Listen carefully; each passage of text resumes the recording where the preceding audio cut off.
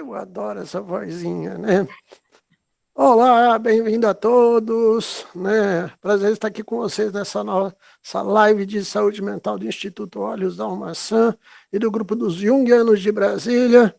E o tema, né, desta live é um tema um pouco controverso, complicado, mas que é de suma importância para toda a sociedade. Nós vamos discutir quando o inimigo é o parente. E por que nós resolvemos fazer essa live, né? Fomos convidados pelo pessoal da Clínica Social do Rio de Janeiro, né, baseado, né, e vários outros colegas, né, o pessoal muito mobilizado com o caso, né, do Henry, né, e vários outros casos, não só de violência doméstica, né, mas de violência contra crianças, né? Nós temos aí vários casos, né, que têm mobilizado toda a sociedade ao longo dos últimos 10 anos, onde adultos judiam de crianças, né, e fora o que a gente vê na clínica, né, na prática da psicoterapia, que são outros adultos, né, machucados, intimidados, né, não tem sido raro esse tipo de queixa em consultório.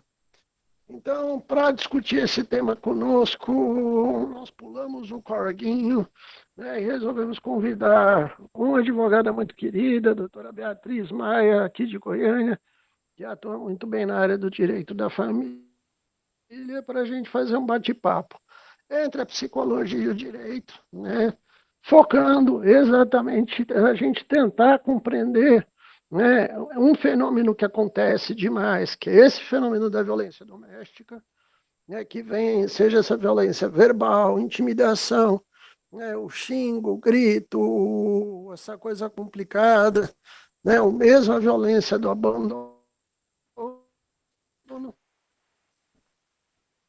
tá? Ou a mesma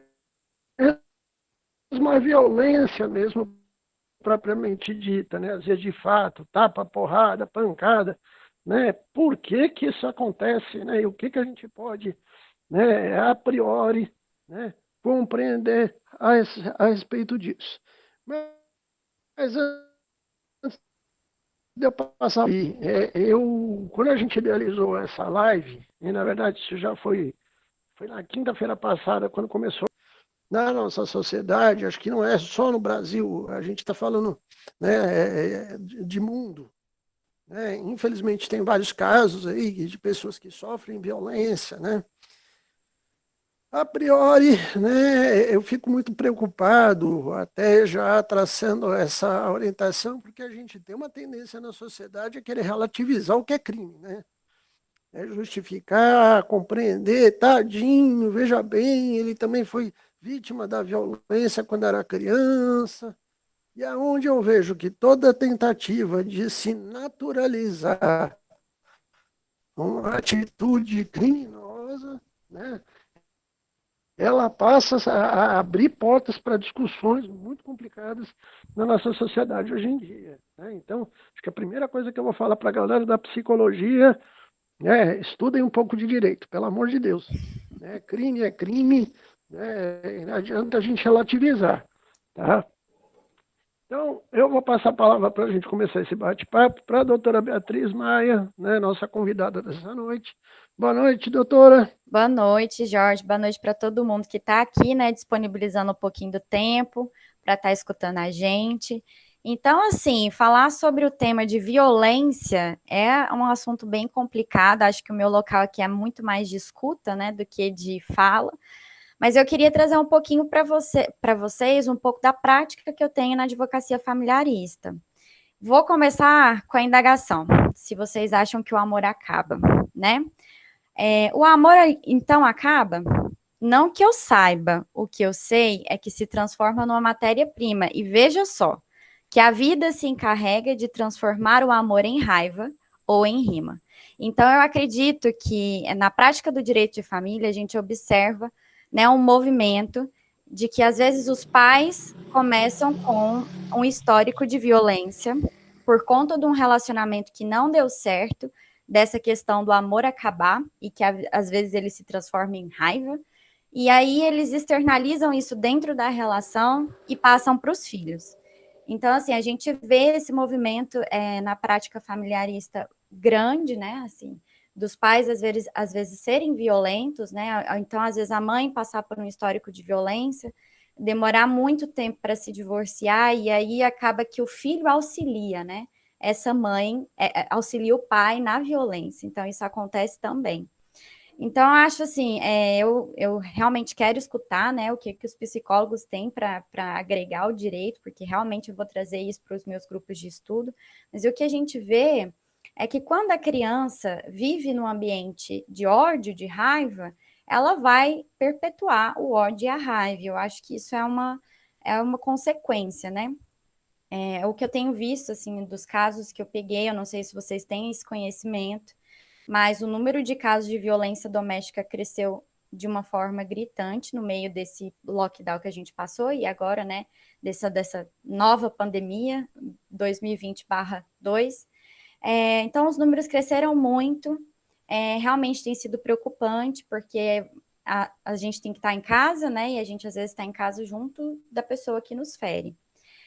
Então, é para isso que eu acho que a psicologia tem que se unir ao direito, né, que é para a gente tentar e ajudar essas pessoas. Eu queria saber se tem alguém aqui que tem alguma dúvida, se tem alguém aqui que já passou por algum histórico de violência dentro da família. Queria também dizer que a violência doméstica, né, a Lei Maria da Penha, ela protege não só as mulheres, né, ela também se estende às crianças e aos adolescentes. Então, aqui em Goiânia, a gente tem uma casa, inclusive, de apoio, né, para quem passa aí por um histórico de violência doméstica e denuncia, e tem uma criança, por exemplo, essa casa acolhe não só a mulher, mas acolhe também a criança e adolescente até 12 anos. O que eu tenho para dizer para vocês é que os casos estão aumentando muito e que eu gostaria muito de escutar por que é que a gente ainda tenta permanecer com as pessoas que nos fazem tanto mal. E aí? Excelente pergunta, professor. Os nossos participantes podem fazer a pergunta por escrito e colocando no chat a gente vai lendo, tá? Né? Tem um dos pontos que é interessante, que a gente tenta tipificar a violência por gênero, né? E pelo que eu tenho percebido também, professora, não tem muito. A gente vê violência de todos os lados, de avós para com neto, né? Você fala, cara, quando você fala não existe do outro lado, né? Acho que a gente romantiza também muito esse aspecto, né? Porque a violência, nós estamos numa sociedade violenta, onde nós banalizamos a violência, inclusive, né? Nós gostamos de assistir filmes violentos, que a gente chama de filme de aventura, né? Noticiário é só tiroteio e pancadaria, e a galera parece que resolve brincar disso também dentro do quarto, né, professora? E que é engraçado, né, dessa sua fala, que eu, assim, acho que é interessante a gente considerar, é porque nós temos várias formas de violência, né?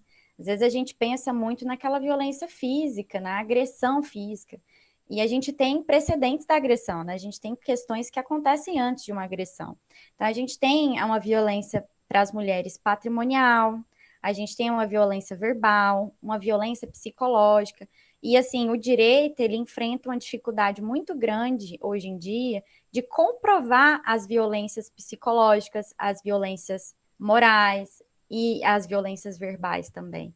Então, assim, eu acho que a psicologia está aí para nos auxiliar, realmente a gente encontra essa dificuldade, né, em como que a gente vai comprovar que às vezes aquela pessoa que sofre violência psicológica, que chega, né, que tem medo, que tem receio, que é manipulada, não consegue sair daquela situação e como que a gente consegue ajudá-la se a gente não tem prova. Então, acredito que é por aí. Sim.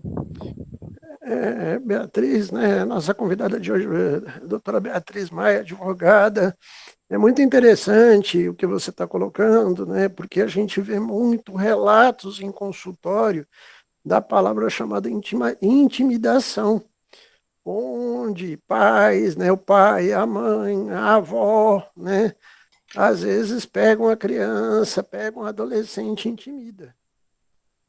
Que é aquela terrorismo, terror psicológico mesmo, né? Ó, né? Se você contar, você vai acabar com o casamento, você vai, né?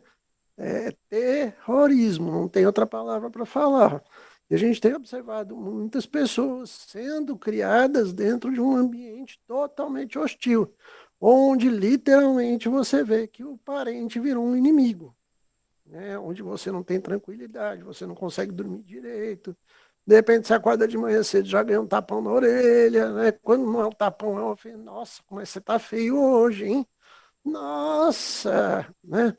Para não falar aqueles casos, doutora, do famigerado conluio, onde o parente, né, se alia aos inimigos para detonar, denegrir, falar mal, né, do próprio filho, da própria filha, por exemplo, né? Eu já vi vários casos onde isso acontece e a pessoa depois gasta anos de terapia para poder voltar a ter um mínimo de equilíbrio, né? Assim, é engraçado essa questão, porque a gente, no direito, a gente chama isso de alienação parental, né? E na alienação parental, a gente tem novamente, a gente tem essa dificuldade de comprovar aquela implantação de falsas memórias, né? De comprovar esse abuso psicológico. Então, assim, eu acho que as relações hoje estão, sim, pautadas pelo medo, né? Acho que a gente tem que analisar até o nosso núcleo, né? Assim, como que foi a nossa criação com os nossos pais, porque sempre a gente vai trazer isso para os relacionamentos. Acontece que o problema não é esse, né? O problema é que a partir desse momento, né, que as pessoas levam isso para os relacionamentos, nós do direito, a gente não tem como fazer nada se as duas pessoas não identificarem que tem um problema. Então, o que eu queria, né, trazer para quem aí nunca denunciou um caso de violência doméstica é que a gente precisa da vítima, né? Então, a gente precisa de alguém que escuta a vítima, de alguém que faz esse papel aí de anjo da guarda, né? Que vai escutar e que vai denunciar, ou então que vai auxiliar essa pessoa a como denunciar. E numa sociedade que a gente vive, todo mundo com muito medo da exposição, né? Com muito medo de passar por esse tipo de situação, a gente enfrenta aí um desafio muito grande, que é o desafio de alcançar as pessoas que passam por casos de violência, quaisquer que sejam. Pode ser, né, como a gente tem o caso do Henri aí, que está em alta na mídia, violência contra a criança, pode ser a violência doméstica mesmo, né, que a gente não precisa nem falar de dados, porque ela só cresce, ela nunca está diminuindo. Então, basicamente é isso. Eu acredito que a gente tem que. Tem uma pergunta aqui, só um minuto.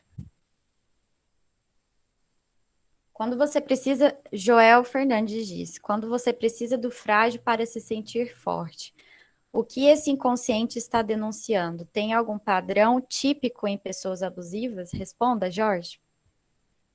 Olha, deixa eu contar um pouquinho da minha história aqui rapidinho antes de eu responder. Eu trabalhei 2 anos como coordenador de um serviço de desintoxicação de dependentes químicos dentro da penitenciária, né? Então, lá a gente fazia entrevistas, né, e tratamento, inclusive psicológico, para desintoxicar, né, presos, né, detentos. Na época, inclusive, que quem coordenava o sistema prisional era o doutor Edmundo Dias, né? Bom, tem padrão sim. Gente, é um padrão em que, inclusive, não é difícil da gente identificar. O agressor, ele é agressor no trânsito, ele vai brigar com o cara que está no elevador, ele vai brigar com... Ele não tem amigos. Agressores não mantêm amizade, né? E qualquer semelhança com alguma coisa parecida com o Palácio do Planalto é mera coincidência, tá? Você não tem aliados, você tem inimigos. Tá? E isso é muito grave, gente. Lamentavelmente, tem muita gente que casa com o lobo mau achando que ele é o cordeirinho, né? Então, as pessoas ou são também, de uma certa forma, coniventes com essa agressão toda, ou ela está totalmente anestesiada de amor próprio para se sujeitar a se relacionar com a pessoa agressora. Porque o agressor, ele vai transparecer isso quando ele assiste televisão, né? Quando ele parte, que ele supita, porque, sei lá, a menina que está no caixa deu o troco da balinha que ele comprou errado, Né? Em vez dele chegar educado para a menina do supermercado e falar, olha, desculpa, você me deu o troco errado, olha aqui, né? Ele já vai chegando, né? É estupim curto. A maior parte dessas pessoas. E outra questão, as pessoas têm histórico criminal. Né? E tem muita gente aí que você vai ver, o cara tem N situações para trás que se você conhecer o mínimo, ou conhecer pessoas que já conviveram com essa pessoa, vocês vão perceber que a pessoa tem histórico de agressividade na família, né? No clube que ela frequentava. Né? Quando você conhece um amigo dele, alguém que estudou com a pessoa, vai falar, vixe, você brigava com a escola inteira. E aí é onde eu falo, e de repente a pessoa, em vez de ter amor próprio, falar, esse aí é encrenca, não vou me relacionar. Né? Sabe? Aí vai lá e fala, não, meu amor, né? Ele bate em todo mundo, mas não vai bater em mim.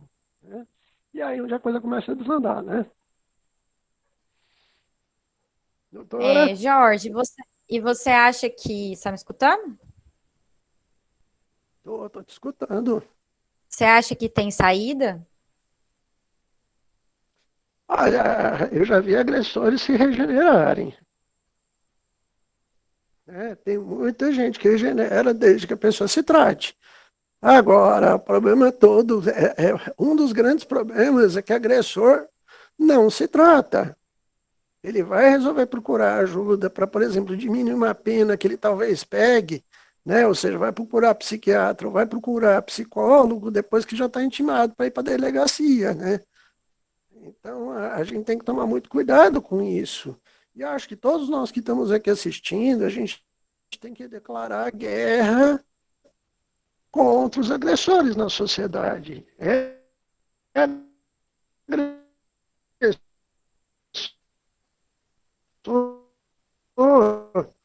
Obrigar o cara a se tratar e deixar claro, ou ele se trata, ele vai ter problema judicial.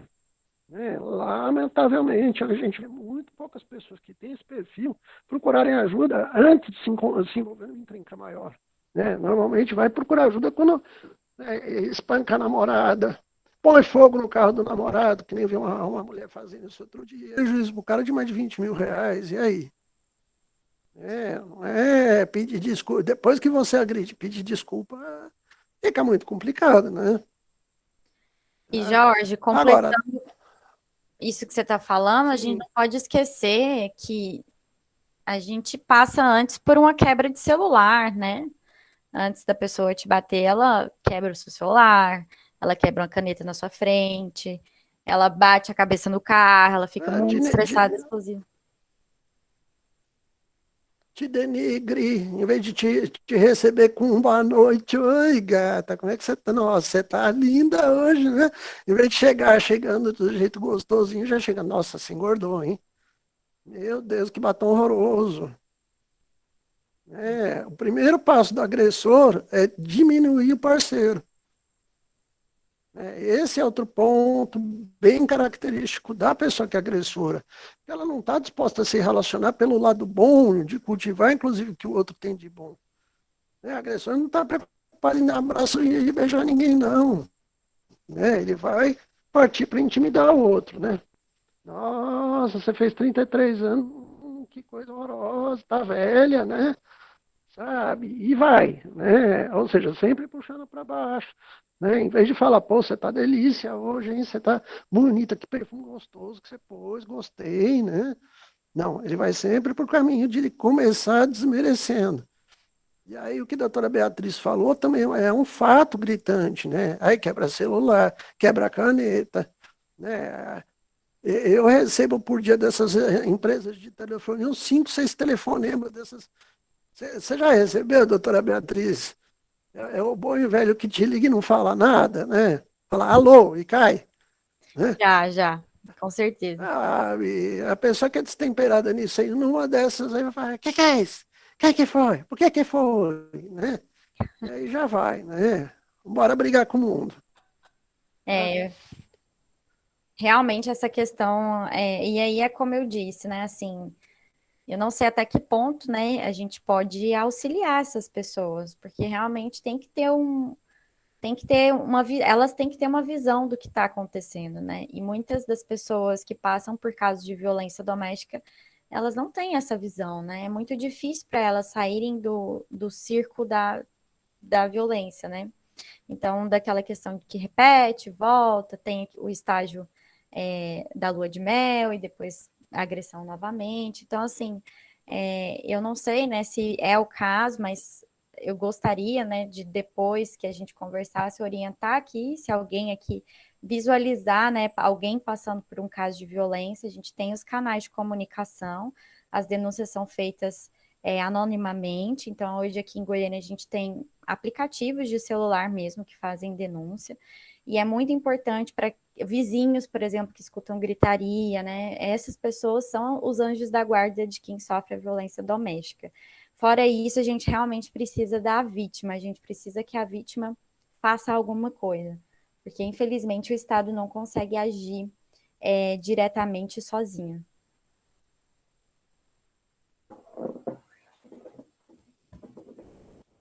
Queria saber se tem alguém aqui que tem alguma dúvida em questões jurídicas que envolvem esse assunto. Se você, Jorge, quer começar a falar sobre o caso que está na mídia, o que você manda?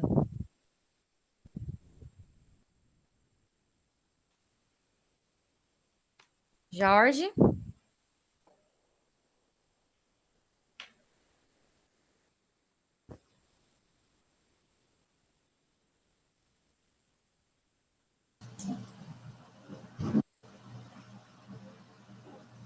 Jorge?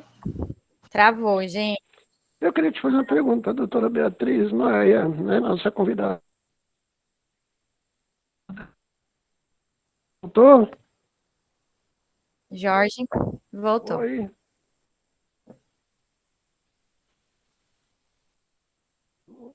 Oi, né? Até que ponto isso é um ciclo de violência? Até que ponto isso pode caracterizar de uma certa forma, quando a agressão é contra idosos ou menores, né? O papel do cúmplice. Eu queria já entrar no caso do Henry dentro disso, né? Porque de repente a gente vê em figuras de autoridade, eu não queria ficar no caso do Henry só, né? Mas pegando o exemplo do caso em si, de repente você vê que a mãe tá ali junto, né? Ela não fala, ela se cala, ela vai todo. E a justiça, né, pelo menos na investigação, né, os delegados, os investigadores, né, são taxativos, é cúmplice, né? Até que ponto essa relativização da violência, né? O caso da Isabela Nardoni também, né? Que foi um caso que também chocou o Brasil na época, né? Doutora Beatriz, como é que a gente pode diferenciar até que ponto é uma passividade, né? Até que ponto a pessoa tem intimidade, até que ponto ela é cúmplice de tudo isso que acontece? Essa pergunta é muito complicada para se fazer para uma advogada familiarista. Eu vou tentar auxiliar no que eu posso, mas realmente isso aí é o crime, puro crime.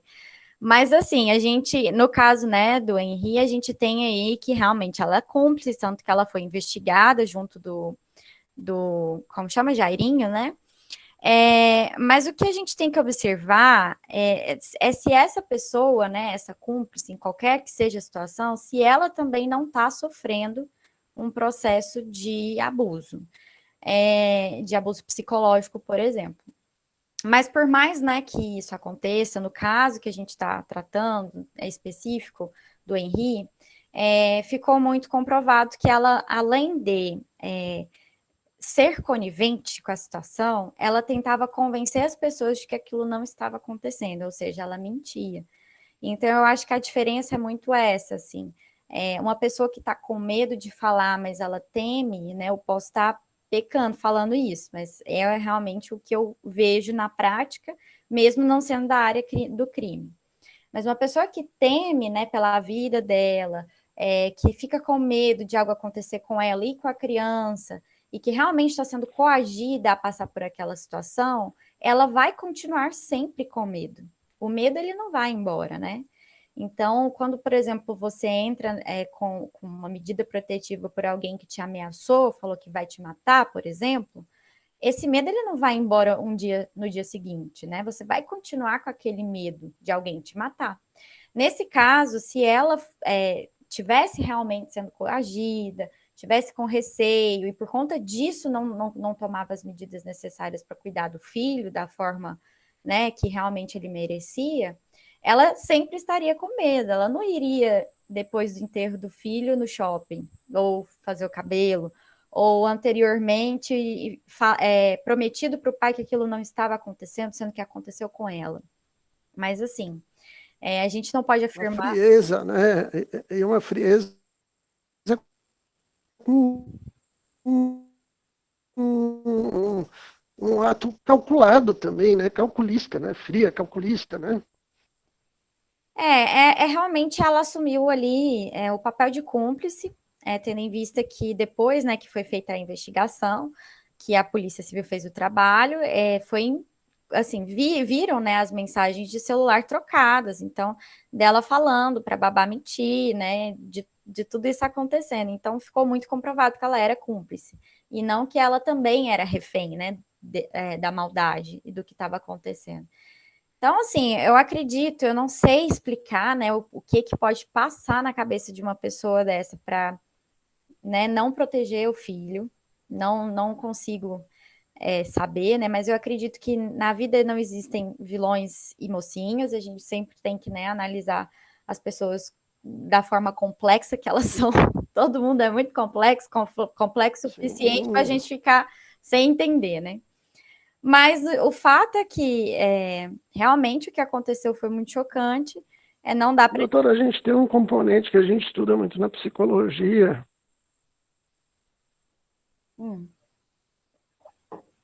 Jorge?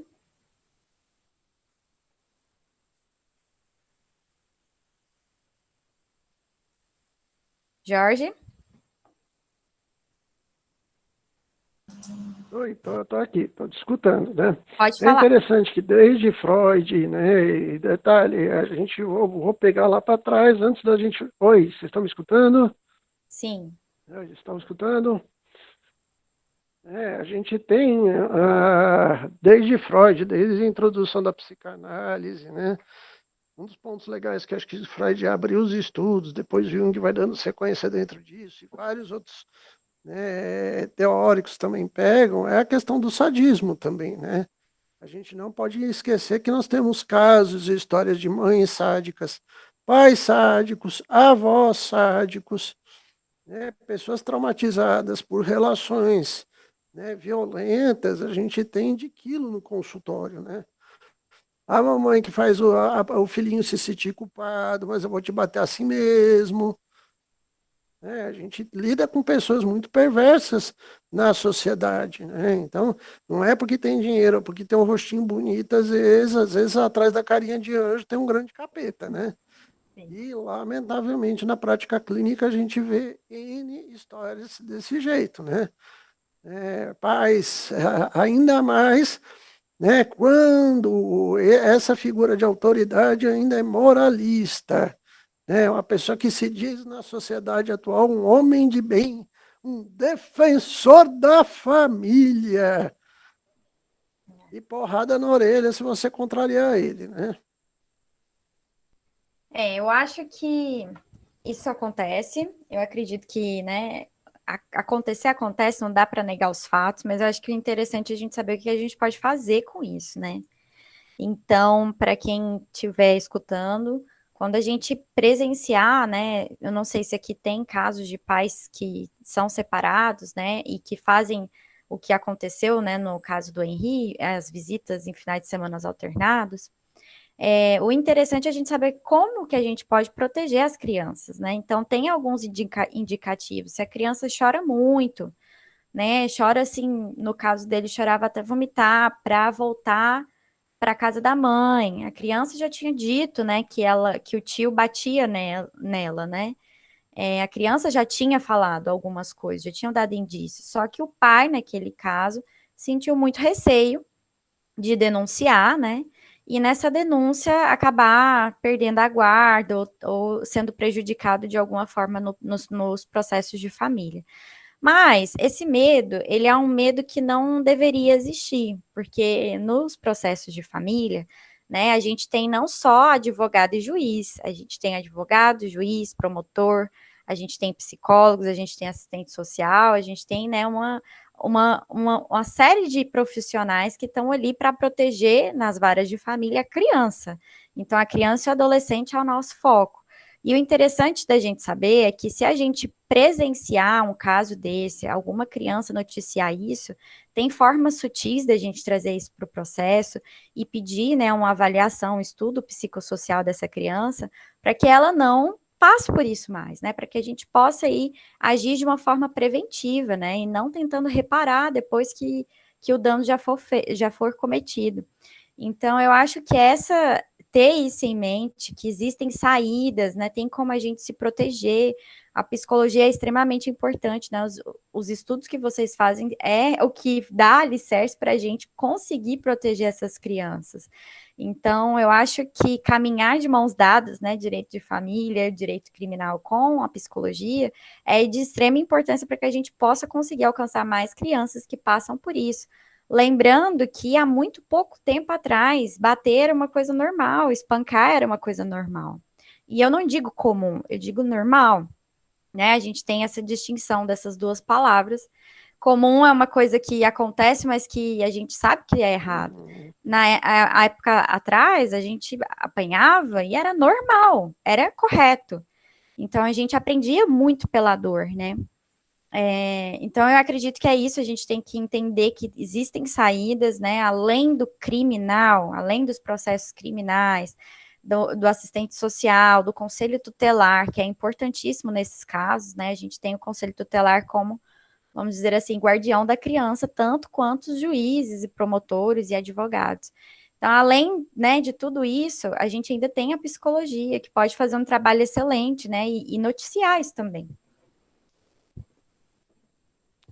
Sim, muito bem colocado, né, doutora? E, lamentavelmente, por que que será, né? Eu fico pensando aqui, por que que a gente é, de uma certa forma, conivente de ver as pessoas brigando, né? E ninguém faz nada, né? Eu fico lembrando do caso daquela, né, você tinha citado uma questão, doutora Beatriz, muito interessante. Eu lembrei do caso daquela jornalista que foi assassinada pelo namorado, né, no sul do país, não sei se você lembra desse caso, e ela brigou com a família inteira para proteger o cara. Fala, não, gente, vocês têm que entender que ele é nervoso assim mesmo, né? Sabe? E ao mesmo tempo, depois fica todo mundo na sociedade falando, poxa, eu podia ter feito alguma coisa e não fiz, né? A Bianca trouxe aqui uma reflexão, né, que ela fala aqui. Acho que teve uma mensagem em que a mãe do Henri falou em instalar câmeras. Fico me perguntando se ela não teve tempo de juntar provas, embora as lesões do filho já fossem provas suficientes. Se estava dividida sobre o que fazer, se estava paralisada, não sei realmente. Tudo o que falamos em alguma medida acaba sendo suposição. Pelo que sei, o tal do Jairinho é bem poderoso politicamente, isso já é um tipo de intimidação. Mas ela diz que ela não está justificando, né, a ação da mãe, são só reflexões. Eu concordo, eu acho que a gente não tem que punir ninguém, né? Quem somos nós para estar aí fazendo juízo de valor? Exato. Agora, aqui, doutora Beatriz e Bianca, que é onde eu falo, nós, enquanto terapeutas, a gente quer compreender o fenômeno. O que será que levou ela a isso? Que esse é o nosso papel enquanto psicoterapeutas, né? De querer. Só que crime é crime. Foi investigado, tem provas, então crime, ponto. Né? Vai para a justiça, vai ser julgado, provavelmente vai passar pelo tribunal do júri, né? E eu acho assim, só que dentro disso eu vejo que também na sociedade, aproveitando até o comentário da Bianca, né? Eu vejo que tem muita gente que parte sempre desse próximo. Não, mas a mãe era tão bonita, ela não podia fazer isso. Não, gente. Eu lembro quando foi o caso da menina da Isabela Nardoni, o pessoal indigna, poxa, um casal tão bonito. Um pai jamais faria isso com a própria filha, né? E ela, no frigir dos ovos você vê que tem, infelizmente, nós temos vários, né, pessoas que são destemperadas, né? E a gente está falando de agressão contra a criança, mas tem agressão também contra o idoso, né? Tem agressão, na verdade, a agressão é generalizada de tudo quanto é lado para tudo quanto é lado na sociedade. Como a gente diz no direito de família, o ódio ele une muito mais que o amor, né? Eu acho que a raiva, o ódio, os sentimentos às vezes negativos, a codependência, ela une muito mais, 1000 vezes mais do que realmente uma relação amorosa, afetuosa. Então, assim, acho que esse caso é um caso emblemático, é um caso que realmente, né, a gente não tem nem como dizer que não foi, né, que a mãe estava bem, mas realmente eu vejo isso, esse movimento dos psicólogos às vezes tentando entender a mente, né? Infelizmente a gente do direito tem que ser muito mais técnico, e eu tenho certeza que o trabalho da polícia foi muito bem feito, porque levou um mês de investigação. E são provas, né? A gente vê aí o que a gente até pode ver uma mãe que foi um pouco coagida, né? De alguma forma, talvez ela realmente estava ali tentando juntar uma prova, como a Bianca colocou, mas ela não agiu da forma que ela deveria ter agido como mãe, né? Ela agiu muito como uma terceira que estava ali assistindo o que estava acontecendo. Então, assim, acho. E é interessante, doutora, desculpa te interromper, porque isso não é raro, né? A gente está falando de um caso que chocou o Brasil, porque é um vereador que foi eleito, é médico, né? Mas a gente vê vários casos parecidos com esse na sociedade diariamente, né? Diariamente. A gente tem os casos de abuso sexual, né? Então, vamos sair da parte da violência. A gente tem ali o principal, a coisa mais difícil é quando o abuso acontece e a mãe ela é conivente com o abuso, né? Ou então ela culpa a vítima, né? Então, isso acontece muito na vara de família, de uma forma assim que dá até pena, sabe? Porque realmente acontece demais. De às vezes alguém noticiar, né, que a criança estava passando por abuso, a avó noticiar, né, pedir uma guarda da criança porque foi noticiado o abuso, e aí a mãe entrar e falar, não, jamais, esse homem nunca faria isso, né, afinal de contas é o meu novo marido, ele é tudo de bom, né, ele é vamos dizer assim, 2.0, ele não erra. E aí a gente vê que Oh, meu Deus. mas é É o só que um cachaceiro profissional, né? exatamente. Então, assim, o que a gente vê é isso. A gente vê que, principalmente nos casos de abuso sexual, a gente tem muito, né? A gente vê muito esse acordo entre a pessoa que abusa e algum familiar. Então, existe isso, muito de uma forma muito velada, mas alguém sempre sabe e não fala, ou tenta encobrir, né? Ou tenta se esquivar de responder essa pergunta, mas ela acontece. E é aí que tá. É uma violência, assim, que não tem, né? Não consigo nem explicar quão ela deve ferir a alma de uma criança. E tem muito pai que concorda. E tem muito pai que prefere não ver, né? Que prefere ser ignorante nesse ponto. Tem pai, a gente já viu casos também aqui na clínica social, não tem sido raro aparecer também, né? Que, por exemplo, a mãe é agressora, né, bate de machucar muito criança, né? E às vezes até criança com outros problemas, né? Aí o outro fica assim, não, eu só não quebro o dente dele não, tá? Mas o resto pode bater, né? Vira uma coisa meio que até de diversão, né? Por isso que a gente volta no tema do sadismo, né? Vira uma coisa meio complicada. Teve aquele caso aqui em Goiânia da Silvia Torturadora, né? Que era ministra de uma igreja, vocês lembram do caso? Né? A menina foi até para Minas Gerais, né? Ela estava com os dedos todos deformados, tortura dentro de casa.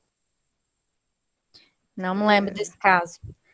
teve um caso aqui em Goiânia pesadíssimo. Deve ter eu trabalhava na Rádio K quando esse caso foi noticiado. Foi um caso pesadíssimo, deve ter uns 12 anos atrás aí. Né? Menina bonitinha, né? A mãe torturava ela era adotiva, né? A mãe torturava e o pai totalmente conivente, né? A, A brincadeira da mamãe era fechar os dedos da menina na porta, né? Uma coisa assim, totalmente sádica, né? Você fala, como assim? Pelo amor de Deus, né? Sabe? Indignou todo mundo. A mulher foi presa, o pai foi preso, a empregada da casa foi presa também. Foi um negócio meio esquisito, né? Tá? E, Jorge, como que a gente identifica uma pessoa sádica? Olha, você vai perceber rapidinho que ela se diverte vendo a desgraça dos outros. É um dos comportamentos mais fáceis de identificar, só que a gente não quer ver. Aí depois fala que eu que sou cego, né? Né? Mas o sádico é aquela pessoa que ela para assistir uma briga. E ele vai utilizar do seu sadismo, inclusive com os filhos, com a esposa. Né? Ele vai querer ver o filho chorando, sabe? É aquela pessoa que dá risada porque o filho caiu e machucou o joelho. Né? Não é porque o tombo, né? Lógico que tem tombos que são engraçados, você vai dar risada. Mas sabe quando você vê que a pessoa machucou, em vez de você ir lá acudir, você fica rindo da cara dele? É, Isso é um sádico. Né? A pessoa que é sádica, ela se diverte com o seu tombo. Né? Então, em vez de ir lá ajudar, sabe? Por mais até que o tombo seja engraçado, a atitude de qualquer ser humano preocupado é o quê? Oi, machucou, vem cá. Né? Não, você acalma a pessoa, né? Você tranquiliza a pessoa que machucou, tá? Você afaga, você dá carinho para a pessoa, né? Não, não fica assim não, já vai passar, né? O sádico não. Se puder jogar ainda um álcoolzinho em cima para ver, dar umas gritadas, ele ainda joga, né? Ou seja, né, é um comportamento perverso, né, de quem tem um transtorno de personalidade, né, que não foi diagnosticado, que não foi tratado e que ele vai fazer de tudo, inclusive para ver os dele se comprometendo. Tanto é que eu acho que esses são os casos que a gente está discutindo, que ainda vem à tona na sociedade, né, que são os casos limites. Mas o caso do papai, que nunca dá um elogio para o filho, né, que tudo que o filho faz de legal, ele todo dia desmerece o filho, né, ou a filha da mesma condição, né, o maridão, que não consegue dar um elogio para a esposa. Né, a gente vê casos assim gritantes de desumanidade, de falta de empatia, né, falta de carinho, falta de cuidado. E aí é onde a gente cai nisso, né, que a doutora Beatriz perguntou, né, como é que a gente identifica? Primeira questão, falta de empatia. A pessoa tem que ter empatia na sociedade. Nós temos que criar os nossos, inclusive nossos amigos, buscar pessoas que têm empatia, para ter troca, para ter humanidade, para ter carinho, né, para ter sensibilidade, né? Tá? E o que que a gente vê? Né? Hoje você vê pessoas totalmente frias. Né? Se você cair no chão, não tem ninguém para te dar uma mão. Falou, vem cá. Né? Tudo bem que hoje, com a pandemia, graças a Deus, eu vejo que a nossa sociedade tem saída, tem solução, porque eu vejo muita gente se ajudando. Né? A gente vê as pessoas se mobilizando para terem ajuda mútua. Né? Isso é muito bonito na nossa sociedade. Né, os movimentos sociais, né, seja por alimentação, acolhida, mesmo movimentos por socorro médico, isso é muito bonito na nossa civilização, tá? Mas, ao mesmo tempo, tem gente que não tem um pingo de compaixão pelo outro. Jorge, E aí é complicado, né? me surgiu aqui Sim. uma dúvida que eu vou aproveitar que você está falando de sadismo e quero muito que alguém, né, eu sei que aqui deve ter bastante psicólogo, você ou alguém me responda, para depois a gente ler aqui as perguntas do chat. Mas assim, vocês conhecem a alienação parental, né? Sabe que é aquela Sim. manipulação. Que será que a alienação parental não teria um quê de sadismo também? Porque o que acontece nas ações, né? A gente vê assim crianças em situações terríveis, assim, né? Em situações onde eu não vou, né, nem colocar gênero aqui, mas um dos pais força aquela criança a fazer coisas assim que a gente não consegue imaginar, e aí a criança morre de medo de ver o outro genitor, sabe? E causa um pânico naquela criança, e às vezes a gente vê o alienador, né, a pessoa que pratica os atos de alienação parental, concordando com isso, falando, não, que bom que você tá, né, comprando a minha versão da história. Que bom que você está com medo de ir com o seu pai, por exemplo, ou com a sua mãe, porque é isso que eu quero. E aí parece que aquela questão da criança se sentir mal ou estar se sentindo, né, ferida de alguma forma, é agradável. E aí eu fiquei lembrando, será que isso não... Exato. Isso é sadismo. Muito bem colocado. Parabéns, doutora. Tô Gostei, quase né? Isso é psicóloga já. Opa, mas é isso aí mesmo. Esse mal-estar, sentir prazer no mal-estar do outro, é sadismo. Né? Se sentir bem com o outro sofrendo, não é o outro humilhado, né? E atrapalhar, sentir prazer não atrapalhar um relacionamento, um envolvimento, né? Ou eu destruí o casamento da minha filha, ô coisa boa, né? Ou acabei com o namoro do meu filho, olha que coisa mais legal, E né? tudo justificável, né? Olha os Muito amigos, justificável. tudo justificado. Olha, os amigos da minha filha vinham visitá-la e eu botei todo mundo para correr, que eu não quero eles aqui dentro da minha casa. Olha que coisa mais legal. Como tem gente boa nesse mundo, né? E ele se Jorge, diverte fazendo isso. Se o outro chora, se o desculpa, outro fica na fossa, se o outro fica mal, não tá nem aí. Sim, desculpe te interromper, mas é que a gente tem só 10 minutos e tem duas perguntas. Vou ler a primeira para você.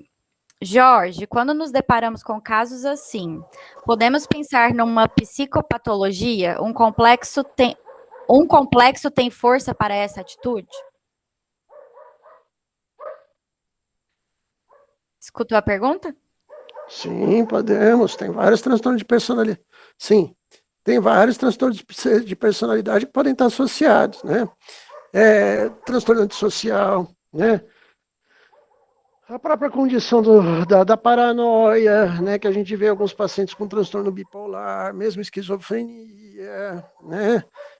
Transtorno de personalidade antissocial, tá? Tem vários transtornos, o próprio transtorno intermitente explosivo, tem vários transtornos que podem estar vinculados a isso tudo.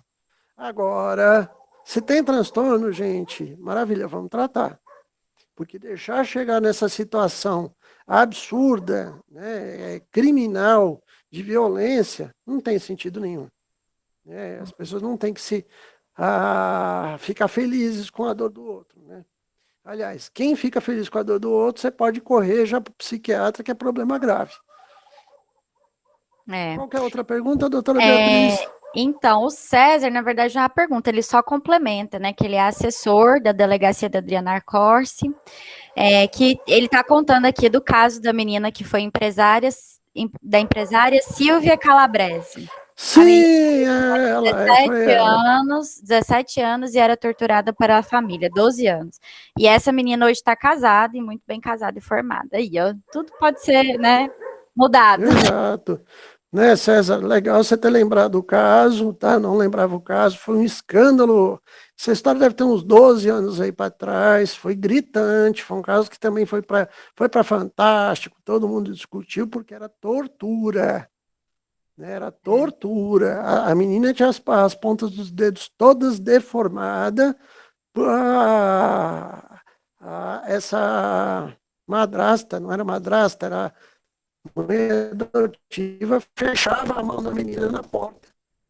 Né? Que deixou até na época os delegados todos indignados. Né? Diz que o pessoal da penitenciária, quando ela chegou, queria linchar ela lá, as outras presas. Né? E é outra coisa que eu acho interessantíssimo, né? Mesmo detentos, que a priori a gente podia falar que são, né, os marginais, né, os que estão à margem da sociedade, não gostam desse tipo de gente, né, doutora? Né, a gente viu agora que também essa moça aí, a Monique, foi presa, também as detentas queriam pegar ela. Se pegasse ela, não sei se ela saía viva, não, né? Parece que nem preso gosta de gente assim, né? Porque é aquela velha história, né?